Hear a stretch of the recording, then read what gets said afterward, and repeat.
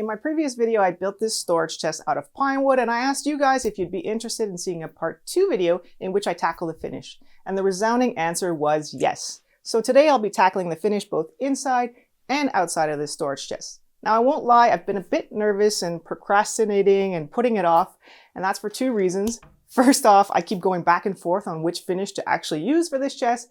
And the second thing is I'm a bit nervous about all the comments I might get from some of you guys about how I did something wrong or picked the wrong finish or whatever. So please be kind and remember I am not an expert in finishing, and this is only the finish I chose to go with. It's not the right necessarily or the only finish that you can use.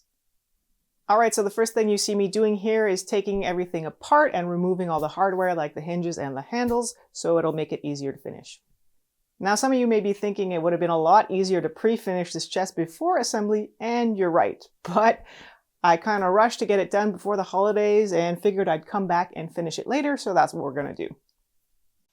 Now before getting started, I headed over to Princess Auto and stocked up on a few key supplies that I'll need to finish this chest. But wait, before we get started, I may have made a few mistakes when building this chest, and I'd like to quickly address those. The first mistake, as someone kindly pointed out in the comments, relates to wood movement. When I made the lid, I glued and screwed the supports to the lids to keep it flat. The issue is that the lid will want to expand and contract with the seasons, and the wood may ultimately crack as a result of what I've done here, essentially constricting any movement. So ideally, I shouldn't have used any glue, just screws. Furthermore, and this is key, the holes in the support pieces should be elongated so that the boards in the lid can expand and contract freely, without any restriction. The second thing isn't really a mistake in my opinion, but could have been done better, and that's the assembly of the frame. When I secured the side panels to the legs using pocket screws, I didn't use any glue. Now you don't need to use glue when using pocket screws, but given the stress and racking that may be put on these joints, a little glue might be a good idea. Okay, so now that I've gotten that off my chest, let's get started. Now I pre-sanded all the inside parts before assembly, but I haven't done anything to the outside, so I'm going to hit it with some sandpaper and make sure to break all the sharp edges. I'll start with 120 grit and then hit it again with 180 grit. And why am I stopping at 180 and not going up to 220? That's just because that's what it says on the label of the bottle stain I'm going to use. So what finish should I use? And that's the big question I've been asking myself for over a month now. Now the first thing I'll point out is that I intend to use this chest to store clothes or blankets or different fabrics like that. So I have to keep that in mind as I'm choosing a finish, especially on the inside where the finish will be in contact with the fabrics. Now I have a few key considerations that I went through when I was picking out my finish or my stains and all of that. Number one is it's winter, it's really cold outside. I can't open up my garage door right now and, get it ventilating and get some air in here. So it's really important to me to have low odor finishes, low VOC, things that I can do with in a closed space without worrying too much about the fumes, especially that my garage is attached to my house and I don't want the fumes going into the house.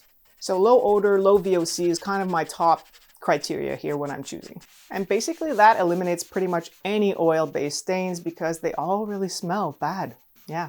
Now I also hate waiting for finishes to dry.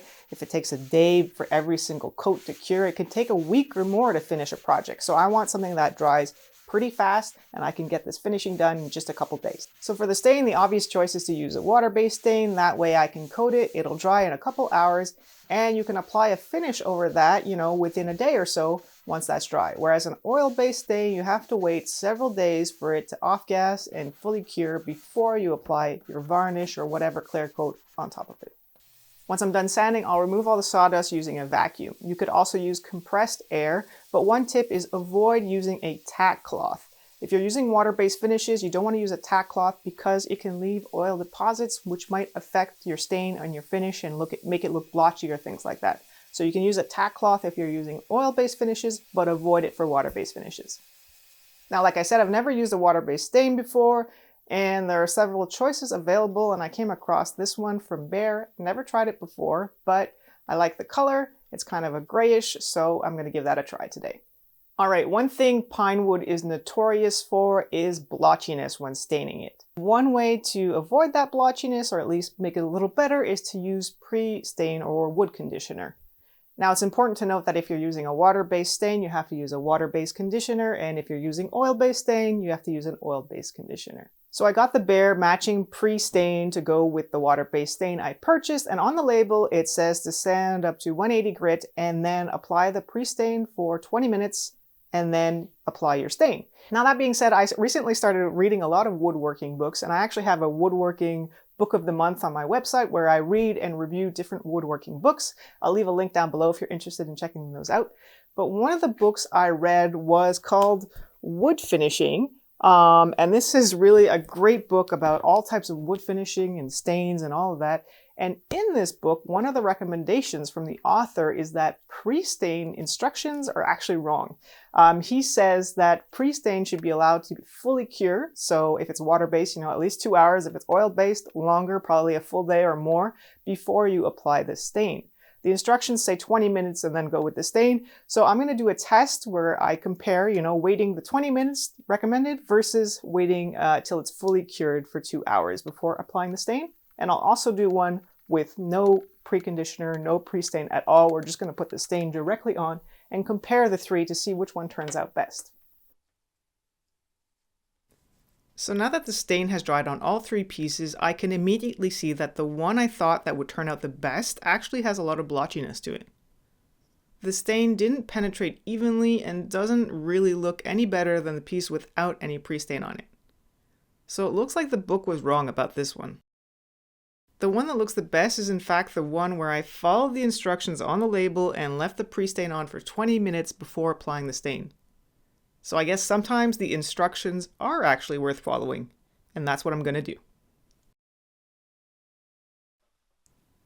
I decided to only stain the outside of the chest, so I used a plastic sheet to protect the inside for now. Just like in my test, I'll start by using the pre-stain. I decided to use a cotton cloth to apply the pre-stain and make it easier to cover the entire surface fast. Now the pine wood really drinks this stuff up, so don't hesitate to go back over dry spots and really soak the wood. Even so, and maybe this is because it's a cold, dry winter day, the pre-stain dried super fast and there was nothing left to wipe off after the recommended 5 minutes. In hindsight, maybe this was a sign that I hadn't put enough pre-stain on. Anyhow, after 20 minutes, I grabbed the stain and got to work.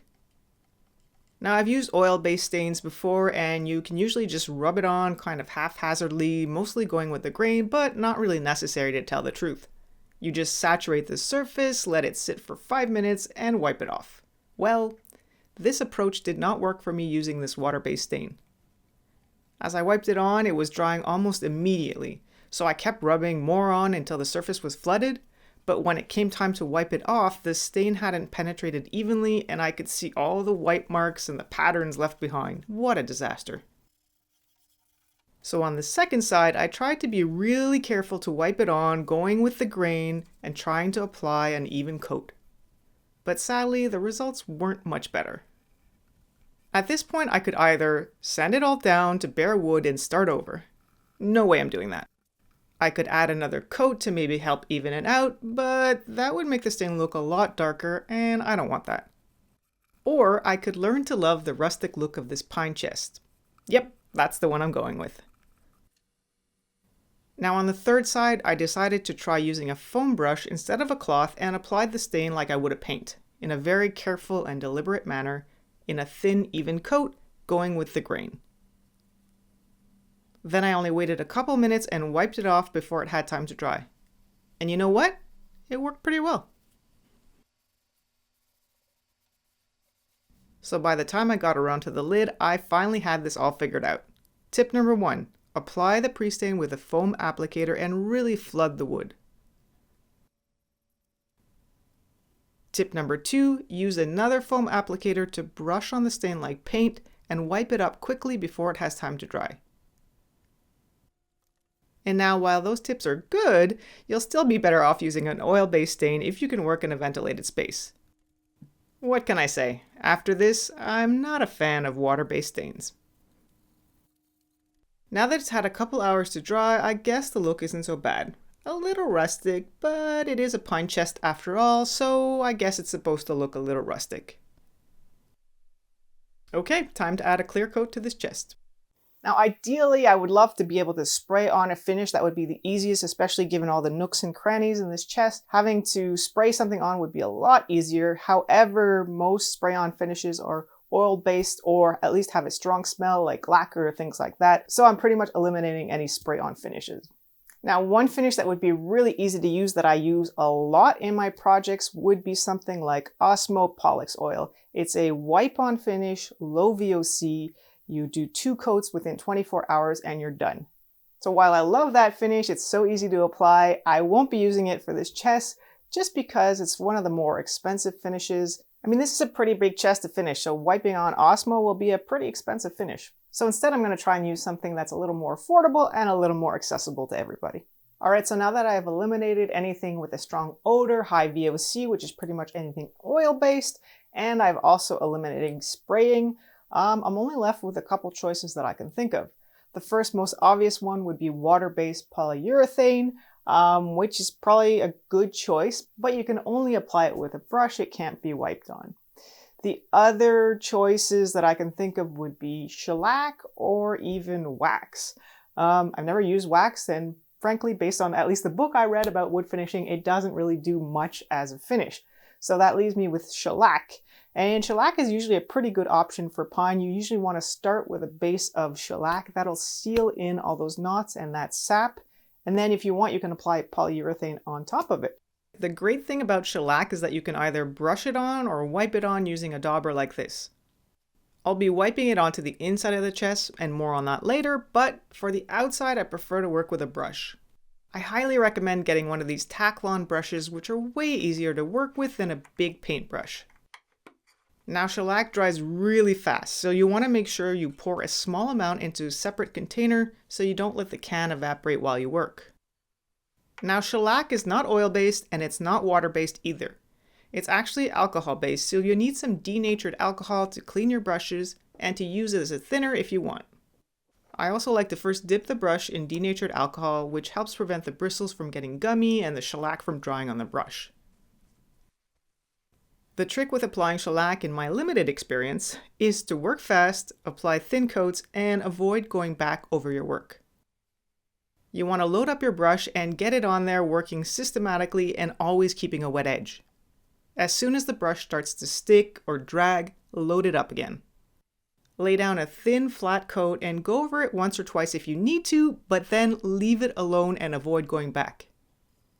It will start to tack up almost instantly, and if you try to touch it at that point, you'll just make a big mess. And don't worry if you miss a spot, each coat of shellac melts into the previous one and they'll all blend together. Your best bet is just to leave it alone and catch it on the next coat. The beauty of working with shellac is that by the time I'm done with the 4 sides, the first side is already dry and I can come back around to coat the legs without worrying about gumming up a wet surface. Shellac dries to the touch in like 15 minutes and can be recoated in 45 minutes. Between coats, I find it's best to dip the brush in some denatured alcohol and squeeze out the excess, then store it in a plastic bag until it's time for the next coat. Now usually it's recommended to sand between each coat, but on stained pine I find it's best to first apply 2 coats before sanding. If you sand after a single coat, you risk actually sanding through your stain, and you don't want that. So after 2 coats, I use some 320 grit sandpaper to very lightly sand the surface. You should get a fine powder here. If your sandpaper is gumming up, it's likely because the shellac isn't dry yet, or you applied too thick of a coat. After sanding, wipe off all the dust and keep wiping, checking with your hand, until all the dust is completely gone. It can help to lightly dampen the towel here. Before applying the next coat, check your bristles. If they've hardened, you can dip them in the alcohol again and soften them up. I applied the 3rd coat just as before. If at any point your brush gets sticky, just dip it in the alcohol again and wipe off the excess. I stopped after my 3rd coat. At this point, the finish looks really shiny and glossy and even sticky almost. To fix this and get more of a smooth satin finish, I'll use some fine steel wool to rub out the finish. It's hard to see on camera, but this makes a huge difference and really improves the look of the finish. And the more you rub, the lower the sheen and the smoother the finish. You can get a better view here how the sheen changes as I rub it out with the steel wool. If you've never given shellac a try, I highly recommend it. You can finish the entire project within a day and get a silky smooth finish that's so soft to the touch.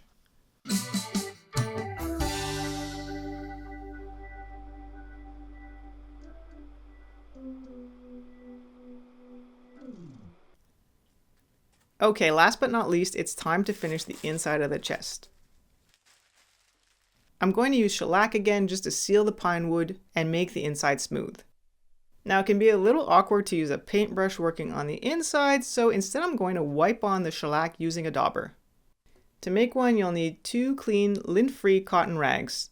Just make a ball with one piece and wrap it up with a second piece. Then tie it with a rubber band. That's it. Applying shellac this way is so fast. Just dip and rub. When it looks dry, load it up again. And just as before, you'll want to make sure you're maintaining a wet edge and apply a thin coat working with the grain.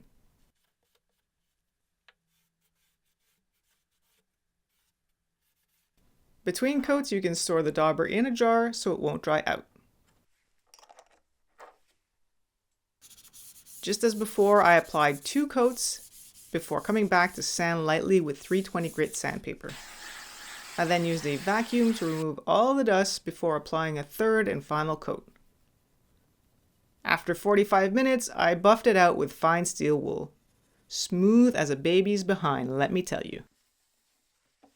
I can now reassemble the chest and not worry about having the finish dry for another week or having it off gas inside the chest on my clothes. So that's a wrap on this chest. If you haven't seen the build video, be sure to check it out. There's a link up here on the screen and plans available too. Until next time, thanks for watching. See you soon.